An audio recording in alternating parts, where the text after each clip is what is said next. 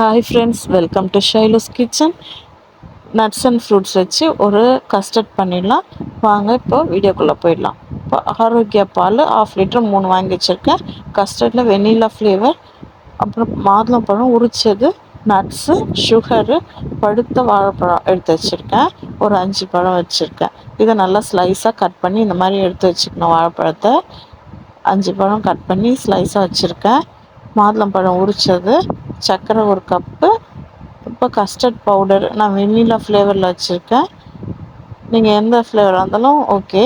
அப்புறம் நட்ஸு, முந்திரியும் திராட்சையும் எடுத்து வச்சுருக்கேன். பாதாம்லாம் வேணும்னா நீங்கள் யூஸ் பண்ணிக்கலாம். இப்போ நான் 1.5 லிட்டர் பால் சுத்தமாக தண்ணியே ஊற்றாமல் அப்படியே இதில் திக்காக இதில் ஆட் பண்ணிக்கிறேன்.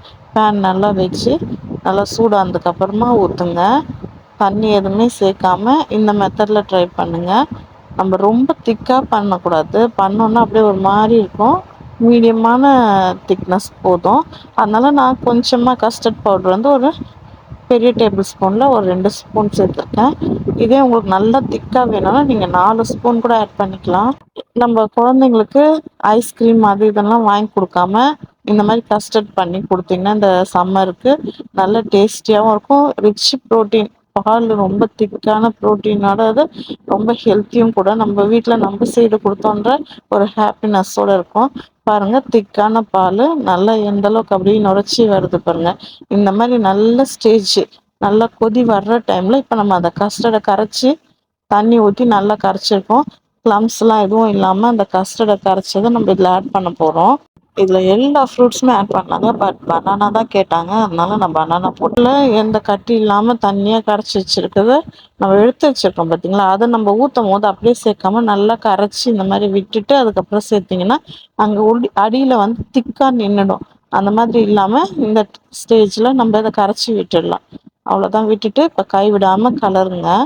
இதில் என்னென்னா உள்ள அப்படியே கட்டி கட்டியாக நின்றுடும். ஏன்னா நம்ம கஸ்டர்ட் பவுட்ரு போட்டிருக்கிறதுனால. அதனால நம்ம கரெக்டாக நம்ம கலரிட்டே இருந்தோம்னா உங்களுக்கு வந்துடும். இந்த 1 கப் சுகரை நான் கொஞ்சம் கொஞ்சமாக சேர்த்துக்கிறேன். எனக்கு 1.5 லிட்டர் பாலுக்கு நான் இந்த 1 கப் சுகர் சேர்த்துருக்கேன். அதாவது ஒரு 1/4 கிலோ சர்க்கரை இருக்கும் உங்களுக்கு. இந்த ஸ்டேஜை நல்லா கரைச்சி விட்டுக்கலாம். உங்கள் சுகர் உங்களுக்கு எந்த அளவுக்கு வேணுமோ அந்த அளவுக்கு சேர்த்துக்கோங்க. நம்ம ஐஸ்கிரீம் கொடுக்கறத விட இந்த மாதிரி கஸ்டர்ட் பண்ணிவிட்டு நம்ம ஃப்ரூட்ஸ் எல்லாம் கொடுத்தோம்னா அவ்வளோ ஹெல்த்தியானது. நம்ம ஃப்ரிட்ஜில் செய்து இந்த மாதிரி ஸ்டோர் பண்ணி வச்சிட்டோம்னா 2 டேஸ் வரைக்கும் அது எப்பயுமே நல்லாயிருக்கும். பட் ஆனால் நம்ம பழம்லாம் போடுறதுனால நம்ம மினிமம் 2 டேஸில் நம்ம அதை காலி பண்ணிடணும். இப்போ நல்லா திக்காக அந்த பாருங்கள், அந்த பால் நல்லா கொதிச்சு வருது. உள்ளே எந்த அளவுக்கு நல்லா கொதி உள்ளே வேகுதோ அப்போ தான் உங்களுக்கு அந்த திக்னஸ் நல்லா வரும். உள்ளே இருக்கிறது அந்த கஸ்டர்ட் பவுடர்லாம் வேகும். பாலும் உங்களுக்கு நல்ல திக்னஸ்ஸு, அந்த எப்படி சொல்கிறது, செம்ம டேஸ்டியாக இருக்கும். இதை நீங்கள் ட்ரை பண்ணி பாருங்கள்.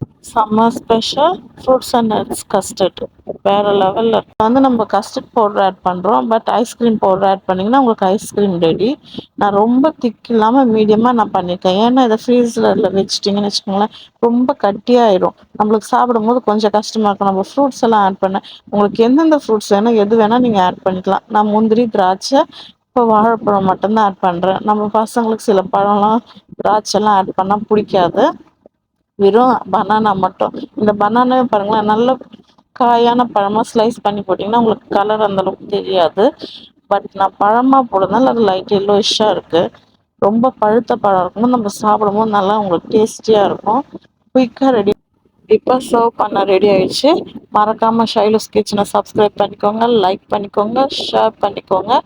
சூப்பரான நம்ம கஸ்டர்ட் ஃப்ரூட்ஸ் அண்ட் நட்ஸு போட்டு இதில் எந்த ஃப்ரூட்ஸ் வேணாலும் நீங்கள் ஆட் பண்ணிக்கலாம். இப்போ சும்மா கார்னிஷிங்க்கு நான் பனானா அப்புறம் நம்ம பாம்கிரனேட் ஆட் பண்ணியிருக்கேன். இதில் பாதாமை அப்படி கொஞ்சம் சர்வ் பண்ணி வச்சோன்னா அல்டிமேட்டாக இருக்கும். மறக்காமல் ட்ரை பண்ணி பாருங்கள். எடுத்து நினச்சிக்கோங்க. அப்படி இதை நீங்கள் ஃப்ரீசரில் வச்சு எடுத்து சாப்பிட்டிங்கன்னா இன்னும் செம திக்காக இருக்கும். இப்படி ஃப்ரூட்ஸோடு சாப்பிட்டிங்கன்னா யம்மியாக இருக்கும், செம்மையாக இருக்கும், வேறு லெவலில் இருக்கும் நம்ம கஸ்டர்டை. மறக்காமல் ஷைலூஸ் கிச்சனை சப்ஸ்கிரைப் பண்ணிக்கோங்க, லைக் பண்ணிக்கோங்க, ஷேர் பண்ணிக்கோங்க. நெக்ஸ்ட் வீடியோவில் பார்க்கலாம். பாய்.